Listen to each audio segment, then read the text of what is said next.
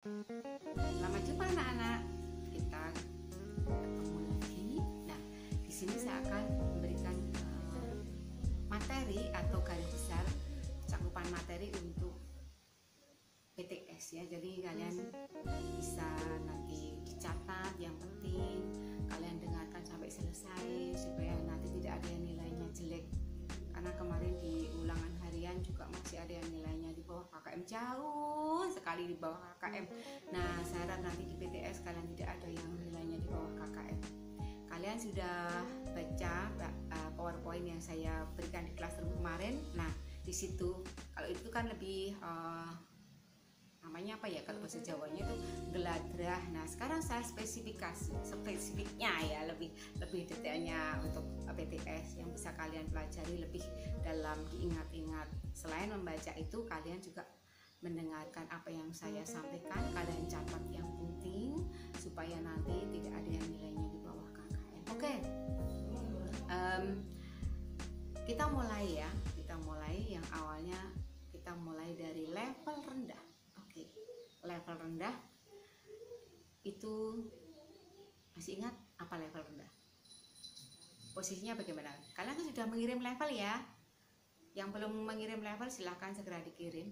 Level rendah itu posisinya diingat-ingat, karena kemarin yang mengirim juga masih ada yang salah. Level rendah itu posisinya duduk. Maksudnya duduk itu lututnya sampai menyentuh lantai, sampai ada yang sampai duduk, sampai tiduran, sampai berguling-guling, itu namanya level rendah. Kalau cuman jongkok tetapi untuk lututnya tidak menyentuh lantai, jongkok gimana ya maksudnya ya, cuman mendak tapi lutut tidak menyentuh lantai, itu namanya belum level rendah ya, belum level rendah. Jadi level rendah itu mulai dari jongkok lutut menyentuh lantai, tiduran, sampai berguling-guling, itu namanya level rendah. Nah, sekarang contoh level rendah seperti apa? Kalau kalian melihat tari saman, kan duduk terus kan? Nah, itulah level rendah itu. Atau tari kemarin, tari indang ya, sudah kalian tarikan. Nah, narinya sambil duduk terus itu, tidak berdiri, itu menggunakan level rendah karena lututnya menyentuh lantai terus ya, duduk bersila atau jengkeng. Sekarang kalau level sedang ya, level sedang dari mendak dari posisi mendak sampai berdiri tegak, kakinya tidak jinjit, itu adalah level sedang. Kemudian level tinggi itu dari jinjit sampai meloncat tinggi, itu adalah level tinggi. Nah, kemudian saya ceritakan lagi untuk mengenai level berbagai macam tari di sekitar kita ya, di Keraton Yogyakarta maupun Keraton Surakarta. Itu ada tari bedoyo. Itu tari bedoyo. Jadi kalau ada pertanyaan, tari yang menggambarkan pertemuan antara Panembahan Senopati dengan Ratu Kidul itu adalah tari apa? Nah, kalian tahu, bisa menjawab, itu adalah tari bedoyo. Berapa jumlah tari bedoyo? 9. Nah, gitu ya.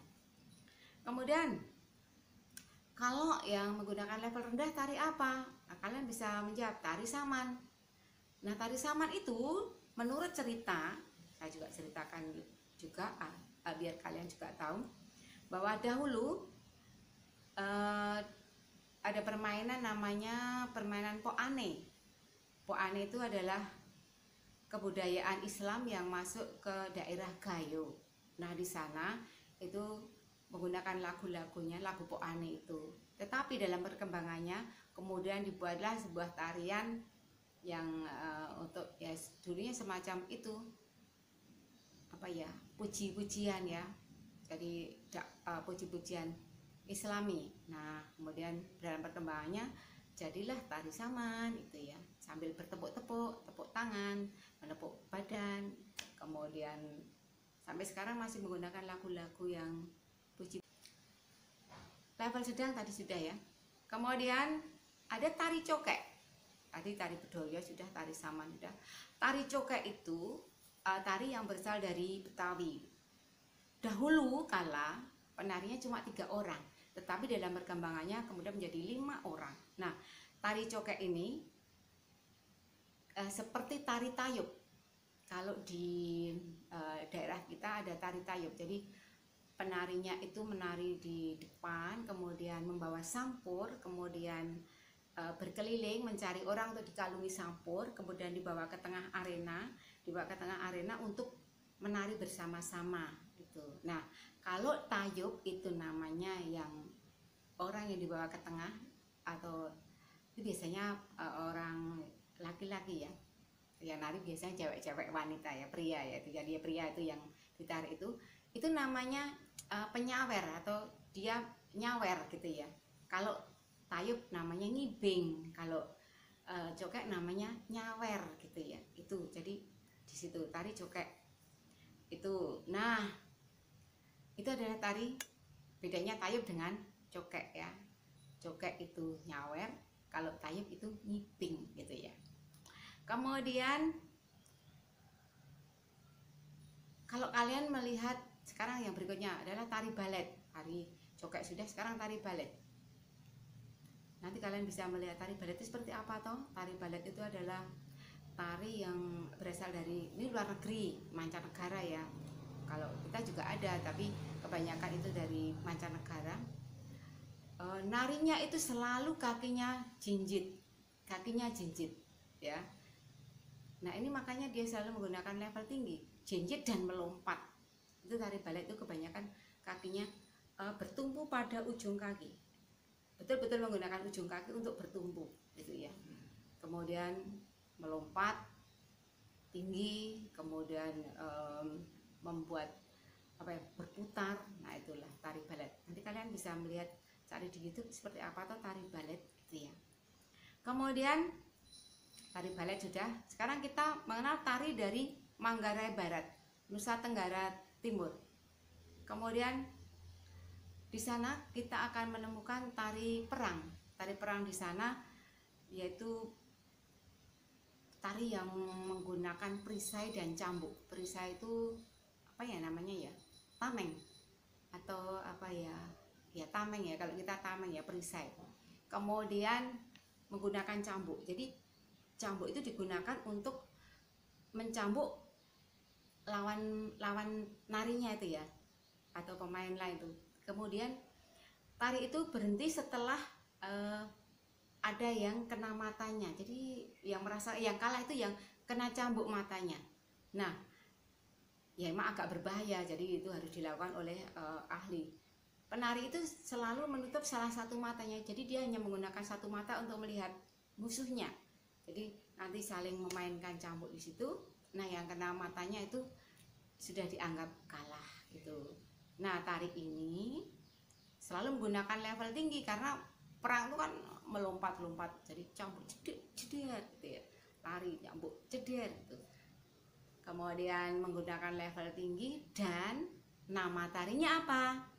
Nama tarinya adalah tari caci. Jadi namanya tari caci. Nama tari caci ya. Itu dari Manggarai Barat, Nusa Tenggara Timur. Itu adalah tari caci. Kemudian kembali kita ke tari Jawa. Tari Jawa klasik, tari putra, tari putri, itu kebanyakan, tetapi ada yang tidak, tapi kebanyakan itu selalu diawali dengan duduk atau jengkeng, dan diawali dengan sembahan. Itu artinya bahwa setiap pekerjaan apapun yang akan kita lakukan itu kita harus meminta perlindungan dari Tuhan. Intinya seperti itu. Nah, kalian tahu kalau kita duduk jengkeng, lututnya sampai tanah, itu artinya menggunakan level apa tadi? Level rendah ya, masih ingat ya, itu level rendah. Kemudian level sudah, sekarang kita ke pola lantai. Nah, pola lantai itu ada pola lantai horizontal, vertikal, zigzag, kemudian setengah lingkaran, bentuk angka 8. Nah, itu posisi pola lantai. Yang pertama adalah pola lantai garis lurus, yaitu horizontal. Horizontal itu posisinya itu dari melintang dari kiri ke kanan. Jadi kalau dilihat dari depan panggung itu berjejer-jejer gini ya, berjejer-jejer itu menggunakan pola lantai horizontal. Contohnya tari apa? Tadi sudah saya sebutkan, tari saman. Tari saman itu selain menggunakan level rendah, jadi menggunakan pola lantai horizontal karena cuma berjejer-jejer saja. Seperti tari indang juga berjejer-jejer gitu ya. Itu pola lantai horizontal. Kemudian kalau pola lantai vertikal seperti apa? Pola lantai vertikal itu berjajar dari depan ke belakang. Nah, dari depan ke belakang itu menggunakan pola lantai vertikal. Jadi bukan vertikal terus ke atas naik, bukan, tapi ke depan ke belakang, itu adalah vertikal. Kemudian pola lantai apalagi ya, zigzag. Ya, saya ngambil contoh pakai 5 penari ya. Saya pakai 5 penari. Jadi zigzag itu posisinya misalnya 3 di depan, kemudian 2 di belakang, atau 2 di depan, 3 di belakang, sama saja. Nah, yang 2 tadi berada di sela-sela dari 3 penari ini. Jadi ada di sela-selanya. Jadi posisinya jadi seperti ini. Serik, serik, serik, serik. Nah, ini namanya zigzag. Jadi ini adalah pola lantai zigzag gitu ya. Kemudian ada pola lantai lingkaran. Seperti tari kecak dari Bali itu menggunakan lingkaran karena posisinya melingkar gitu ya. Kemudian ada yang setengah lingkaran. Nanti bisa cari tari yang menggunakan pola lantai setengah lingkaran seperti apa. Setengah lingkaran ini bisa melengkung dari depan panggung, depan panggung ke belakang, atau dari melengkung ke depan. Bisa melengkung ke belakang, bisa melengkung ke depan. Itu nanti terserah koreografernya mau buat seperti apa itu. Kemudian itu adalah mengenai pola lantai garis lengkung. Kemudian ada juga tari Bali yang menggunakan pola lantai garis lurus loh. Tidak harus lingkaran. Kalau tari kecak dari Bali tadi kan menggunakan lingkaran. Tapi ada juga yang menggunakan garis lurus. Posisinya vertikal lagi. Kira-kira apa? Ada yang tahu? Seperti kemarin yang sudah saya sampaikan di PowerPoint. Ada yang tahu nggak? Kira-kira tari apa? Itu loh yang menggunakan geraknya nyalut dan ngelung. Nyalut dan ngelung. Tari rejang renteng ya, tari rejang renteng. Rejang renteng atau renteng ya, itu bacanya ya. Itu dari Bali. Itu posisi pola lantainya adalah vertikal karena memang banyak sekali, tapi ini ke belakang gini ya. Kita kembali ke level lagi ya.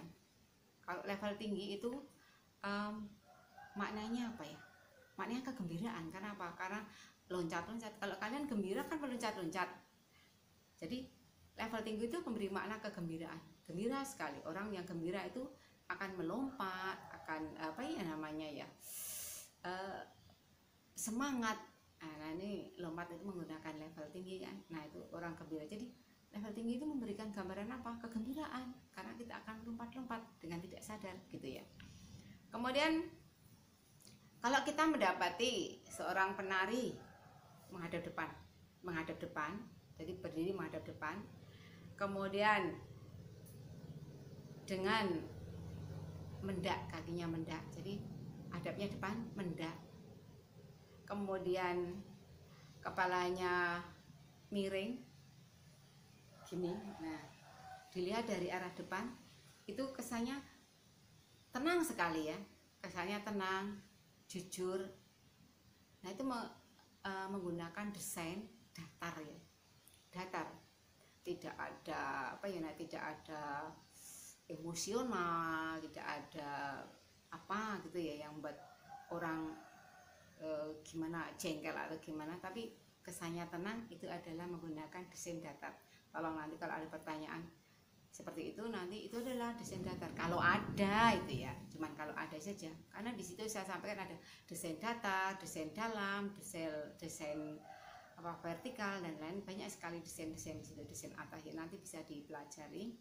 Nah itu nanti baca yang penting-penting saja. Kemudian ada tari apa namanya, tari budaya tadi ya, dari keraton ya, ada tari yang karya Sri Sultan Hamengkubuwono IX. Nah, tari karya Sri Sultan Hamengkubuwono IX itu namanya adalah tari golek menak. Kenapa Sri Sultan Hamengkubuwono ke-9 menciptakan tari golek menak? Karena dia terkesan oleh penampilan wayang golek tahun 1941 di Kedu. Nah, dengan begitu dia menciptakan tari golek menak. Tari golek menak itu ada yang putra dan putri ya. Nah, yang semua gerakannya seperti gerakan wayang golek, jadi kaku-kaku gitu ya. Kalau mau ini ya satu, jadi memang betul-betul gerakannya seperti wayang golek gitu ya. Jadi tidak terus tangannya ada gini-gini enggak, tapi memang tangannya ya kayak wayang golek diubah kayak gitu ya. Itu adalah tari golek menak karya Sri Sultan Hamengkubuwono ke-9. Ya, silakan nanti dipelajari ya anak-anak. Silakan ini dihafalkan apa yang saya sampaikan, yang penting-penting dicatat agar kalian nanti tidak harus remedi dan kalian juga masih harus melengkapi tugas-tugas kalian yang begitu menumpuk dan dari mata pelajaran bermacam-macam. Tolong nanti tidak ada remedi, kalian sudah nilainya di atas KKM. Tahu KKM-nya berapa? KKM-nya 76. Jadi nilaimu kalau belum 76 dan itu kalian belum KKM. Nah, yang belum KKM itu nanti juga ada remedi, tetapi nah saya harap tidak usah harus KKM, sudah di atas KKM, tidak harus KKM, tidak harus remedi, tetapi semuanya sudah di atas KKM. Jadi kalian sudah tenang gitu ya. Nah, usahakan nilainya sudah di atas 76 dan yang belum menyelesaikan tugas-tugas yang harus dikumpulkan segera dikumpulkan. Oke anak-anak, silahkan diulang-ulang lagi, dibaca lagi yang sudah kalian catat saat ini, dan mudah-mudahan kita dapat segera bertemu bertatap muka selesai untuk WFH-nya ini, sehingga saya bisa memberikan gerakan tari yang betul-betul bisa kalian pelajari, tidak harus lewat seperti ini. Oke anak-anak, selamat belajar, selamat bekerja, dan tetap semangat. Mudah-mudahan nilai kalian bagus semua. Oke, sampai ketemu di PTS. Terima kasih.